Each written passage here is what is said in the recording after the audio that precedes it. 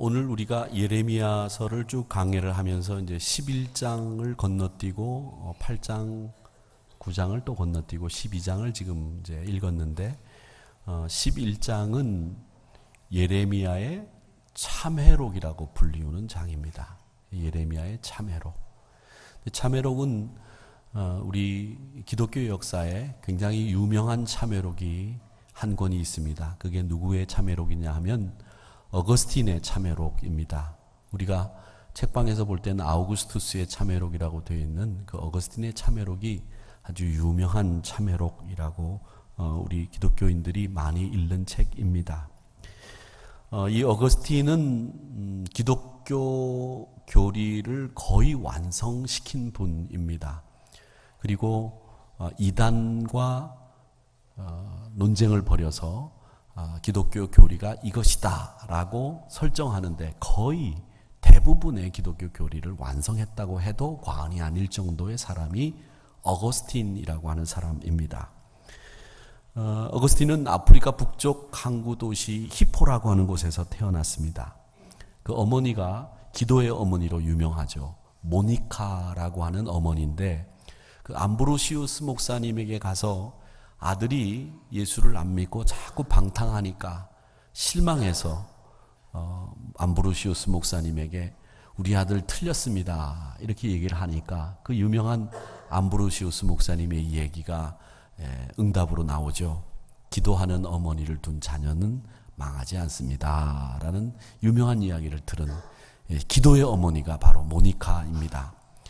기독교 역사에 보면 두 명의 유명한 어머니가 등장을 하는데 바로 한 사람이 이 참회록을 쓴 어거스틴의 참회록을 쓴 어거스틴의 어머니 모니카이고요. 또 한 사람이 우리 기독교가 박해를 당하다가 313년에 밀라노에서 칙령이 발표되면서 기독교를 믿어도 좋다라고 하는 칙령이 나오죠. 그게 313년이었는데 그 칙령을 발표한 사람이 로마 황제 콘스탄틴이라고 하는 사람입니다. 이 콘스탄틴의 어머니 헬레나가 또 유명한 이 신앙의 어머니입니다. 근데 이 어거스틴이 어머니의 기도에도 불구하고 젊었을 때 이 마니교라고 하는 이 종교에 심취를 해서 아주 방종한 생활, 방탕한 생활에 심취해 있었습니다. 거기로 치달아갔죠. 그러다가 나이가 들어가면서 자신이 더 취해가는 모습들을 보면서 하나님의 은혜를 구하는 기도를 드리다가 무화과 나무 아래 주저앉아서 기도하던 그 가운데 강둑이 무너내리듯이 대성통곡을 하면서 눈물이 하염없이 쏟아지고 또 하나님의 은혜가 임하는 경험을 하면서 자신이 하나님의 산제물이 되는 놀라운 은혜를 체험하게 됩니다. 그러다가 나중에 어머니인 모니카가 세상을 떠나게 되는데 그 하나님을 향한 열정, 그 헌신의 마음으로 이 어거스틴은 세례를 받고 주교가 됩니다.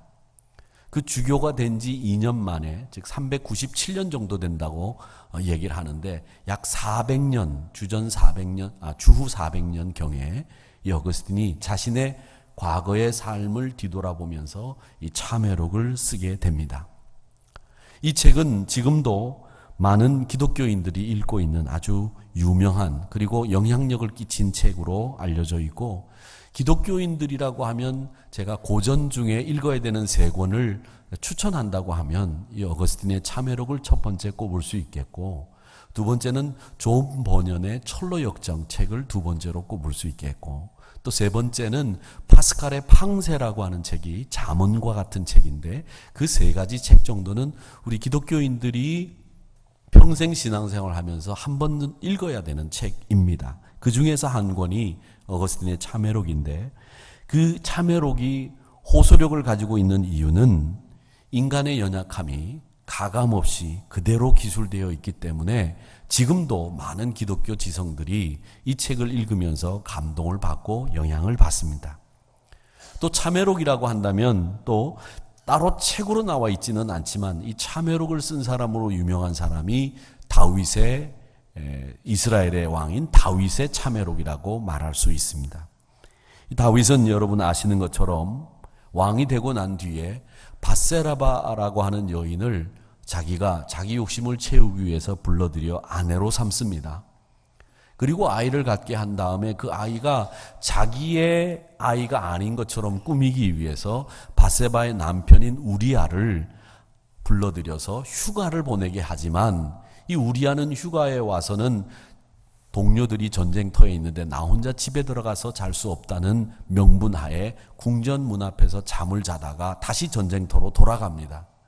그래서 어쩔 수 없이 우리아를 가장 치열한 전쟁터에 보내서 우리아를 죽이죠. 그래서 이 다윗은 밧세바를 범하면서 간음죄를 저지르고 또 우리아, 남편인 우리아를 죽이는 살인죄까지 저지르게 됩니다. 이걸 나단 선지자가 보고서는 나단 선지자가 다윗을 찾아와서는 질책을 하고 다윗의 잘못됨을 다시 한번 돌이킬 수 있도록 말씀을 전하게 됩니다. 그 책망을 받고 다윗이 자기의 죄를 솔직하게 인정하고 회개하면서 지은 시편이 있는데 그 시편이 바로 시편 51편입니다. 그래서 시편 51편은 다윗의 참회록이라고 불리울 수 있는 시편인데 그 시편의 말씀 중에서 가장 대표적인 말씀이 7절의 말씀으로 우술초로 나를 정결하게 하시옵소서. 내가 정하리이다. 나의 죄를 씻어주소서. 내가 눈보다 희리이다 라고 이야기를 하면서 자기의 죄를 철저하게 회개하는 모습을 보이고 있습니다. 다윗은 한순간의 무절제함으로 큰 죄를 범합니다. 높은 지위에 있는 왕이었기 때문에 지을 수 있는 죄, 절대 권력을 가지고 있었기 때문에 자기 육체의 욕심을 채울 수 있는 죄, 그 죄를 다윗이 범한 거죠. 돈이 있으나 없으나, 권세가 있으나 없으나 우리는 매일 자신을 돌아보고 경성하며 이 죄를 지을 수 있는 여지를 없애야 됩니다. 그리고 죄를 만약 지었다고 한다면 이 다윗처럼 철저하게 하나님 앞에 우술초로 나를 정케 해달라고 하는 이 회개의 자리에 서야 합니다. 이 말씀이 바로 시편 51편의 말씀입니다. 오늘 본문을 나누기 전에 이 시편 말씀을 우리가 보고 다윗의 시편을 보고 어거스틴의 참회록을 우리가 살펴보았는데 오늘 본문 말씀을 12장 1절부터 말씀을 봤는데 앞서 11장 18절에서부터 23절의 말씀을 보면 말씀의 표제어가 있습니다. 이 성경의 말씀들을 보면 이 절들이 나눠져 있고 그 문단의 표제어라고 하는 문단에 요약되어 있는 말씀이 있는데 18절에서부터 23절의 말씀의 표제어가 아나돗 사람들이 예레미야를 죽이려고 꾀하다 이렇게 되어 있어요. 이 아나돗 사람들이 누구냐라고 하는 것을 먼저 아셔야 됩니다. 이 아나돗 사람은 누구냐? 예레미야의 고향 사람들입니다. 예레미야가 이 아나돗 출신의 사람입니다. 그런데 이 고향 사람들이 예레미야를 죽이려고 꾀했다라고 하는데 이 고향 사람들, 아나돗 사람들이 도대체 누구냐? 여러분, 다윗이 왕위에 있을 때에 다윗의 아들들 가운데서 아주 특출난 아들이 3명이 있었어요. 그 아들이 누구냐면 압살롬, 아도니아, 솔로몬입니다. 그 중에서 이 3명 중에서 제일 뛰어난 아들들이 압살롬, 아도니아라고 볼 수 있어요. 뭐 자웅을 겨루어도 이 아도니아와 압살롬은 정말 손색이 없는, 왕으로 세워도 손색이 없는 그런 사람들이었습니다. 반면에 이 솔로몬은 조금 여러 가지로 압살롬이나 아도니아보다는 못한 사람이었습니다. 근데 이 왕권 경쟁에서 누가 결국 왕이 되냐면 솔로몬이 왕이 됩니다. 그런데 이 솔로몬이 왕이 되는데 제사장도 당시에는, 다윗 당시에도 제사장 계열이 있었습니다. 어떤 계열이 있었느냐면 사독 계열의 제사장이 있고 아비아달 계열의 제사장들이 있었는데 이 사독 계열의 제사장들은 솔로몬을 지지했어요. 근데 이 아비아달 계열의 제사장들은 아도니아를 지지했습니다. 그런데 아도니아가 왕이 되지 못했어요. 솔로몬이 왕이 됐습니다. 그래서 이 아비아달 계열의 제사장 가문들이 나중에 솔로몬이 왕이 되고 난 뒤에 망명이라든가 혹은 소외받는 일이라고 할까요? 이런 일들을 당하면서 낙향을 하게 됩니다. 그러면서 자리를 잡은 곳이 아나돗이라고 하는 곳에 자리를 잡았기 때문에 이 아나돗이라고 하는 곳은 아도니아를 지지하다가 말하자면 소외받고 버림받은 사람들의 고향, 지역이었던 곳이 아나돗이라고 하는 곳이고 그 아나돗의 출신이 예레미야였다는 겁니다. 그런데 이 예레미야가 이 고향 사람들에 의해서 배척을 당했습니다. 그 배척을 당한 이유가 뭐였느냐 하면 두 가지입니다. 21절에 보면 그 이야기가 나오는데 하나는 나라가 이렇게 어지러운데 평화를 선포하고 우리 힘든 우리를 위로해 줘야 되는데 너 예레미야야 왜 평화를 선포하지 않고 전쟁을 선포하고 우리를 위로해 주지 않느냐라고 하는 것이 아나돗 고향 사람들의 예레미야 배척의 첫 번째 원인. 두 번째 원인은 하나님의 말씀이라고 예언을 하는데 그게 다 귀에 거슬리는 예언만 하고 있으니 나는 이게 마음에 들지 않는다라고 하는 것이 이 아나돗 사람들의 예레미야 배척의 두 번째 원인이었습니다. 그런 상황을 겹했으니까 이 예레미야가 하나님 앞에 뭘 하느냐 하면 하나님 제가 고민이 있습니다. 이 고민을 들어주세요. 그러면서 하나님 앞에 올려드리는 것이 12장 1절의 말씀의 내용이에요. 그게 뭐냐면 탄원입니다. 그 탄원의 내용이 뭐냐면 여호와여 내가 주와 변론할 때에는 주께서 의로우시니이다. 그러나 내가 주께 질문하옵나니 질문할 게 있다는 거예요. 그게 뭐냐면 왜 악한 자의 길이 형통하고 반역한 자가 편안함이 무슨 까닭입니까? 악한 자들이 왜 잘 먹고 잘 사느냐?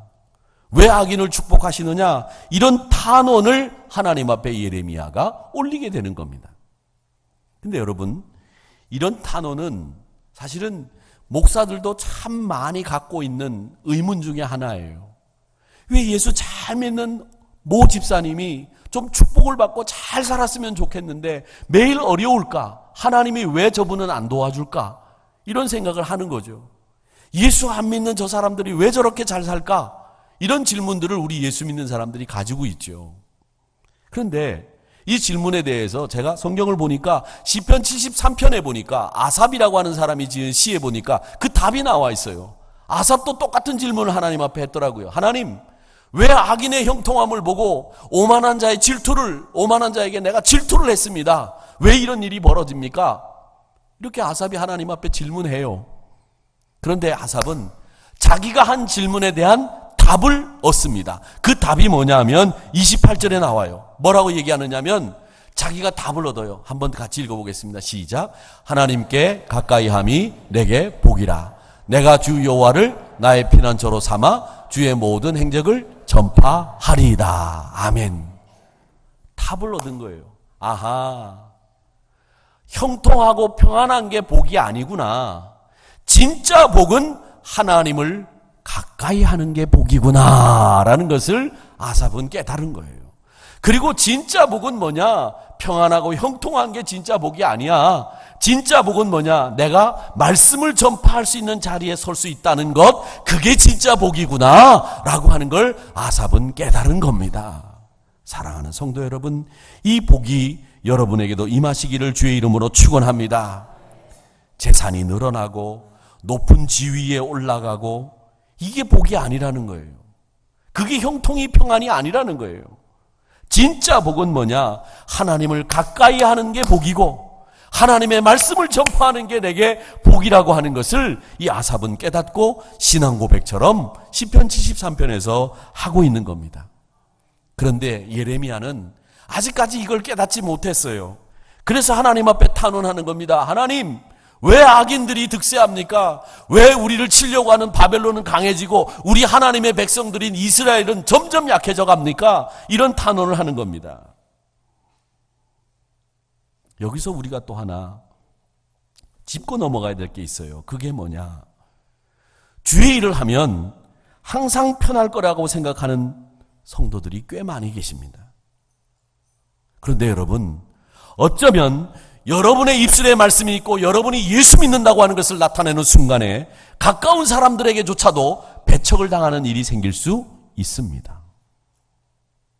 제가 어제 물건을 하나 사다가 어떤 여자분에게 교회 다니시냐고 물었어요. 교회 안 다닌대요. 교회를 한번 다녀보시라고 그랬더니 뭐라고 그러시냐면, 교회를 다니면 내가 이 제사를 모시지를 못해서 교회를 안 다닌다. 그렇게 얘기를 해요. 근데 여자분이 제사를 모시는 경우는 없잖아요. 남자분들이 그런 얘기를 하는 경우는 있어도. 그래서 그 제사를 그러면은 선생님이 모시느냐 그랬더니 아니래요. 원래 아닌데 내가 모시게 됐대요. 그러면서 하는 얘기가 한 달 전에 남동생이 교회를 등록하고 다니기 시작했다는 거예요. 그 왜 그렇게 됐습니까? 그러면 남동생 따라서 교회를 나가시죠. 그랬더니 하는 얘기가 뭐라고 얘기하느냐면, 그 남동생이 교회를 나간 이유가 옳게 하고 둘이서 제사를 안 모시려고 교회를 나갔다는 거예요. 그러면서 나라도 이제 제사를 모셔야 되기 때문에 내가 교회를 다니면 안 되니까 나한테 교회 다니라는 소리 하지 말라고 그렇게 얘기하더라고요.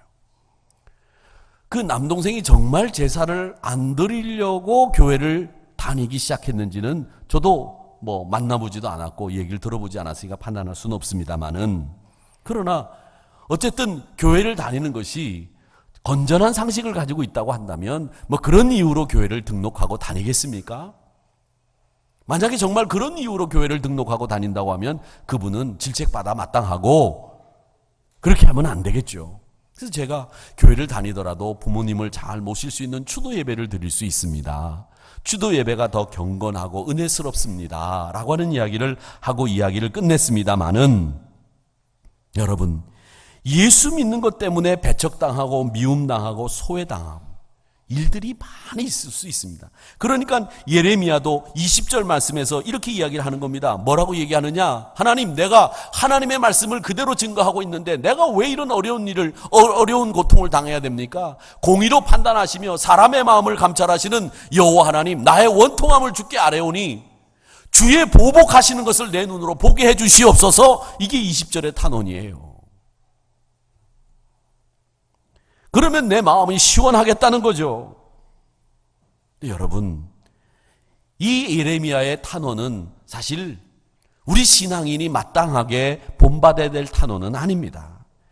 우리는 예수 믿는 사람들이기 때문에 하나님의 공의를 믿고 그분이 나를 가장 선한 길로 인도해 주심을 믿고 그를 신뢰하는 것을 잃지 않는 게 우리에게 필요한 거지, 예레미야의 탄원처럼 하나님, 내 눈으로 원수들이 망하는 걸 보게 해 주시옵소서, 이 기도는 우리의 기도가 돼서는 안 된다는 거예요. 신앙인은 하나님의 선한 인도하심을 믿고 기다릴 줄 아는 사람이 신앙인입니다. 예레미야를 통해서 우리는 교훈을 배우는 거죠. 여러분, 끝까지 하나님을 신뢰하시기를 축원합니다. 하나님을 끝까지 믿으시는 거예요. 하나님이 우리를 지키시고 우리를 선한 길로 인도해 주시는 걸 믿는 거예요. 근데 3절의 말씀에 보면 뭐라고 얘기하느냐면, 주께서 나를 아시고 나를 보시며 내 마음이 주를 향하여 어떠함을 감찰하시니 양을 잡으려고 끌어냄과 같이 그들을 끌어내시되 죽일 날을 위하여 그들을 구별하시옵소서. 이런 탄원을 계속 올려드리고 있다는 겁니다. 또 성경학자들은 다르게 얘기해요.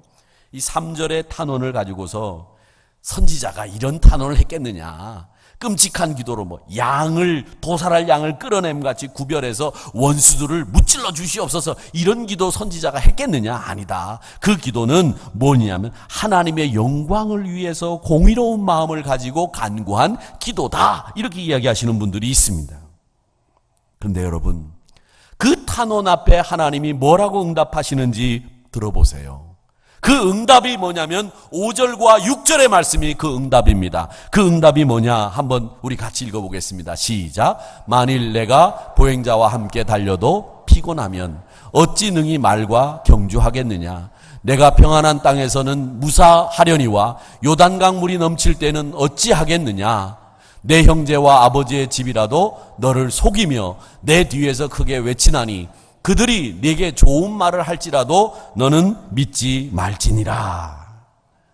아멘. 이 말씀 가운데 유명한 하나님의 응답이 나옵니다. 그 응답이 뭐냐면 5절에 나오는 말씀이에요. 어찌 능히 말과 경주하겠느냐.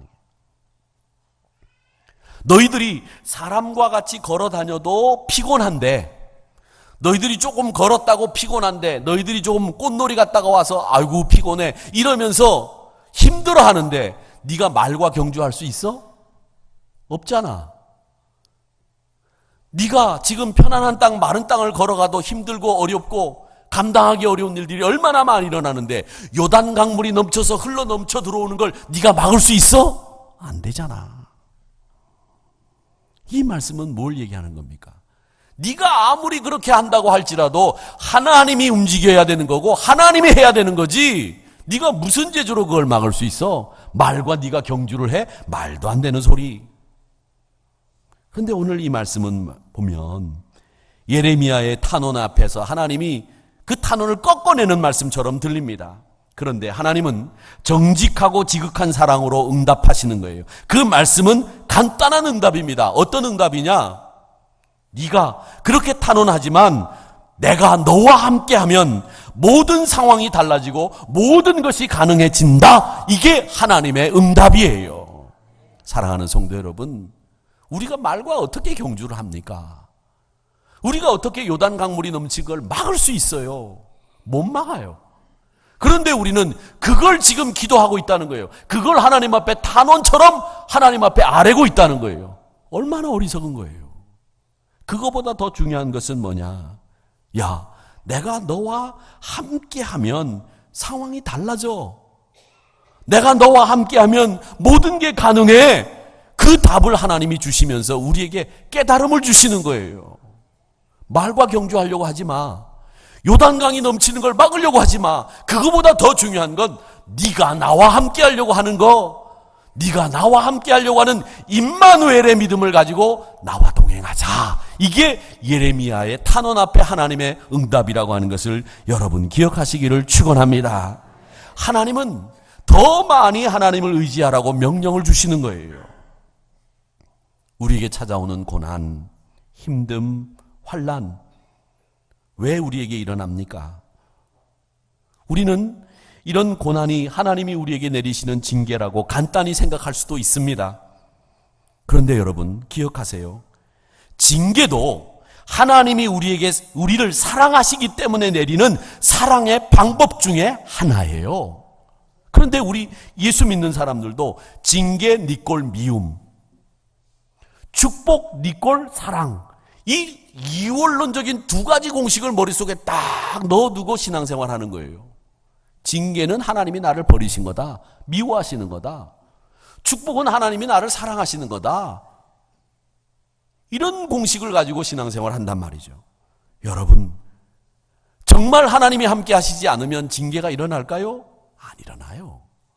징계도 하나님이 함께 하시기 때문에 일어나는 일입니다. 사랑하시기 때문에 하시는 일이에요. 그렇기 때문에 신앙인들에게 제일 중요한 것은 뭐냐면 징계, 니꼴, 미움, 축복, 니꼴, 사랑, 이런 공식을 가지고 신앙생활하는 게 아니라 신앙생활은 함께 하심, 그게 제일 중요하다는 것을 여러분 기억하시기를 축원합니다. 하나님이 계시지 않아서 고난이 생기는 게 아니에요. 하나님이 우리를 사랑하시기 때문에 고난도 생기는 거고요. 고난이 도리어 하나님이 함께 하심으로 비롯된 것인 줄로 믿습니다. 이 고난은 우리를 하나님이 끌어안으시기 위해서, 우리를 고난을 통해서 끌어안기 위해서 주신 거예요.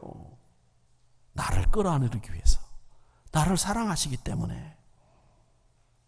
이 야고보서 1장 2절 3절에서 그렇게 얘기하는 겁니다. 내 형제들아, 너희가 여러 가지 시험을 당하거든 온전히 기쁘게 여기라. 이는 너희 믿음의 시련이 인내를 만들어내는 줄 너희가 알미라. 그렇게 말씀하셨어요. 시험을 만나거든 어떻게 하라? 화를 내라? 시험을 만나거든 너희가 어떻게 해라? 보복하기를 탄원해라? 아니에요. 기뻐해라. 사랑하는 성도 여러분, 우리에게 가장 중요한 것은 다른 게 아닙니다. 하나님이 함께 계시면 우리가 승리할 수 있다고 하는 경험을 하는 일, 이게 신앙 안에서 매일 내 삶 속에서 확신이 돼야 되는 거예요. 앞으로도 우리 신앙인들은 여러 가지 도전과 난관들을 만날 수 있습니다. 우리 스스로의 힘으로 감당할 수 없을지 모릅니다. 또 사실 없는 경우가 많아요. 그렇기 때문에 우리 사랑하는 성도 여러분, 나를 신뢰하는 자기 신뢰를 버리시기를 축원합니다. 정말 자기 신뢰를 버려야 돼요. 하나님 의지해야 됩니다. 내가 뭘 할 수 있다고 하는 거, 그게 우리 신앙을 위협하는 가장 우상숭배와 같이 나쁜 일이 내가 뭔가를 할 수 있다고 하는 생각이에요. 여러분이 지금 우상숭배하지는 않으시죠? 점집을 찾아가거나 무당을 불러다가 구슬하거나 그렇게 하지는 않으실 겁니다. 신문에 나오는, 한켠에 나오는 띠별로 오늘 띠 무슨 띠, 내가 무슨 띠인데 거기에 오늘 뭐라고 써놨나 그거는 보실 수 있어도, 또 길 지나가다가 젊은 친구들 여자친구하고 둘이 앉아가지고 쭈그리고 앉아가지고서 연말 연시에 사주팔자 보시는 분들이 계시더라고요.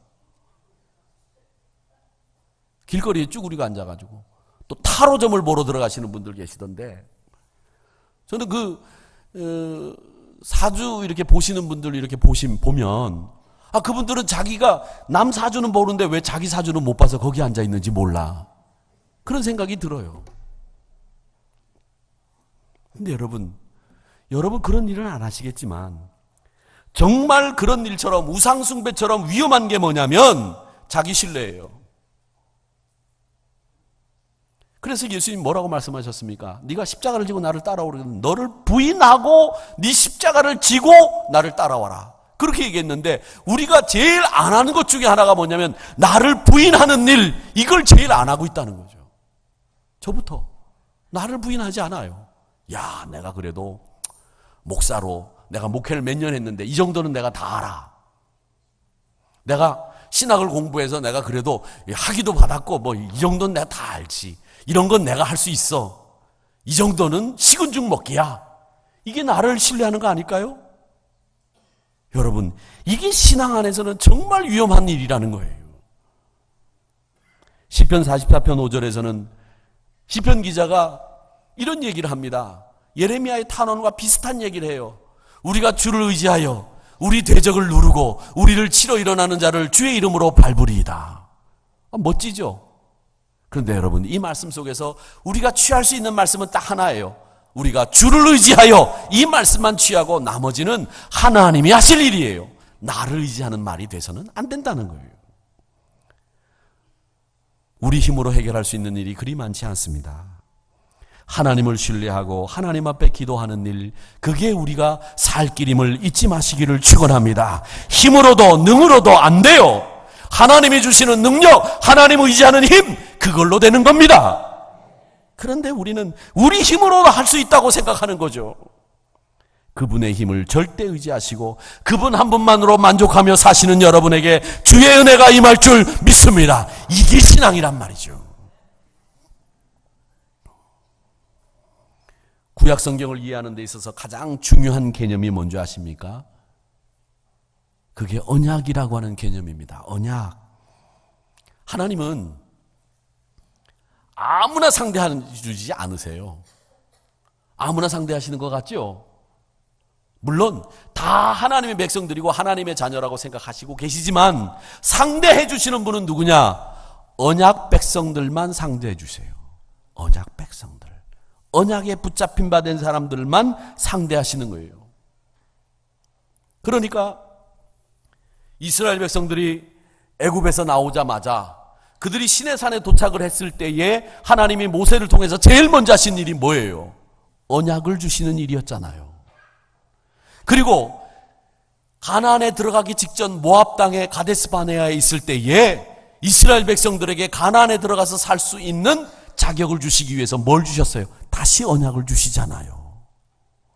애굽에서 나왔을 때에 노예의 잔재를 털어버리기 위해서 하나님이 언약을 통해서 이제 자유인이 될 수 있도록 만들어 주셨고, 모압 땅에서 다시 언약을 주셔서 가나안 땅에서 하나님을 섬기며 살 수 있는 백성이 되도록 언약을 주셔서 그들로 하여금 하나님이 상대할 수 있는 언약 백성이 되게 하신 거예요. 그게 하나님이 하시는 일이었어요. 11장 4절에도 보면 그 언약 백성들에게 주신 하나님의 언약이 기록되어 있어요. 예레미야가 그걸 이야기하고 있는 겁니다. 너희 조상들을 새 풀무 애굽 땅에서 이끌어내던 날에 그들에게 명령하신 것, 언약 줬다는 거죠. 그 언약이 뭐냐? 내가 너희들에게 이르렀는데 내 목소리를 순종하고 나의 모든 명령을 따라 행하라. 그리하면 너희는 내 백성이 되고 나는 너희의 하나님이 된다. 그 약속을 하신 거예요. 시내산에서 제일 중요한 계명이 십계명 아닙니까? 그 계명을 따라 살면 내가 축복하고 내가 너희들의 하나님이 되고 너도 내 백성이 된다. 그걸 언약 맺어주셨다는 거예요. 그 언약을 지키면 축복받고 그 언약을 지키지 않으면 내가 너를 저주의 버튼을 누르겠다. 5절 전반절에도 보면 그런 말을 합니다. 내가 또 너희 열조에게 한 맹세 곧 그들에게 젖과 꿀이 흐르는 땅을 주리라고 한 언약을 이루어 주겠다라고 그렇게 약속을 하시고 있는 겁니다. 구약성경 내용은 뭡니까? 이 구약성경의 내용은 이스라엘 백성들이 시내산의 언약을 어김으로 말미암아 포로된 스토리예요. 그 포로된 그들이 그리스도 예수의 새로운 언약에 들어감으로 말미암아 자유하게 됐다라는 이야기가 이 신약 구약 성경의 내용이에요. 언약을 지킴으로 말미암아 살 수 있는데 언약을 못 지켜서 포로된 자들을 그리스도 예수의 새 언약을 통해서 자유인이 되게 하고 하나님의 백성 되게 하겠다라고 하는 약속을 주신 말씀이 신구약 성경이라는 거죠. 그렇기 때문에 여러분 이 말씀을 볼 때마다 생각하셔야 될 것이 있습니다. 하나님이 우리를 저주하기 위해서 언약을 주신 게 아니에요. 하나님 우리를 자유하게 하고 백성 되게 만들고 축복하시기 위해서 언약을 주신 거죠. 이 말씀과 언약은 우리를 하나님 백성답게 만드는 기능을 하는 줄 믿습니다. 그 언약을 떠나면 안 된다는 거예요. 언약을 지키지 않으면 하나님의 자녀로 누리게 되는 축복이 정지되고 저주가 일어나게 된다는 거예요.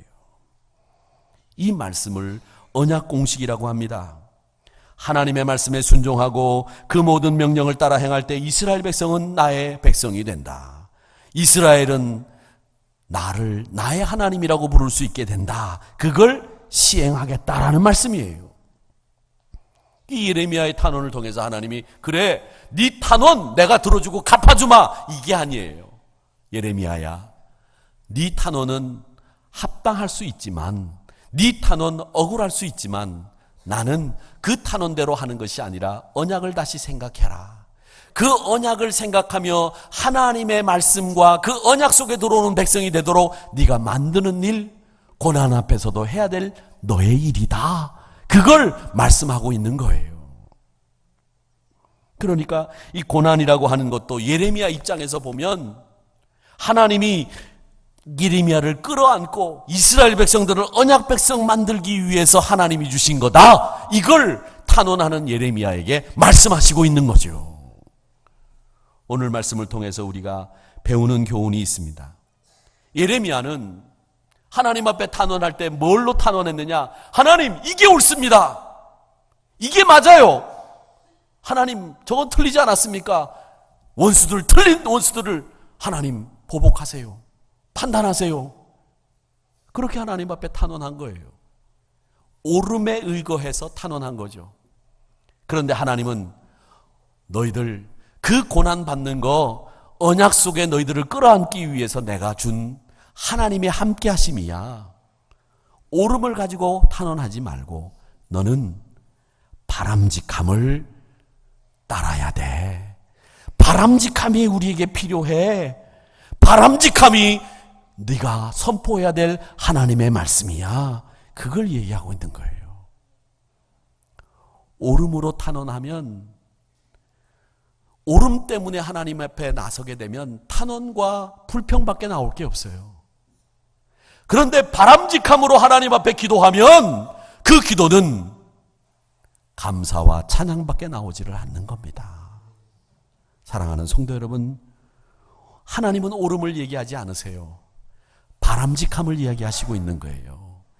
예레미야의 탄원 앞에 이게 그래 옳다 맞다 이게 아니라 너에게 진짜 바람직한 예언자의 삶은 무엇이니? 이스라엘 백성들이 지금 바람직하게 생각해야 될 게 뭐야? 그걸 물어보시면서 고난도 끌어안으시면서 하나님은 다시 한번 우리에게 바른 신앙의 모습을 이렇게 해야 돼 라고 하는 이야기를 하시고 있다는 겁니다. 옳음보다도 더 소중한 바람직함을 위해서 언약 백성이라고 하는 자의식, 그리고 고난도 하나님이 우리를 끌어안으시기 위해서 주시는 사랑의 방편이라고 하는 것을 잊지 마시고 기억하시면서 승리하시는 여러분 모두가 되시기를 주님의 이름으로 축원합니다. 우리 같이 일어나셔서 전능하신 나의 주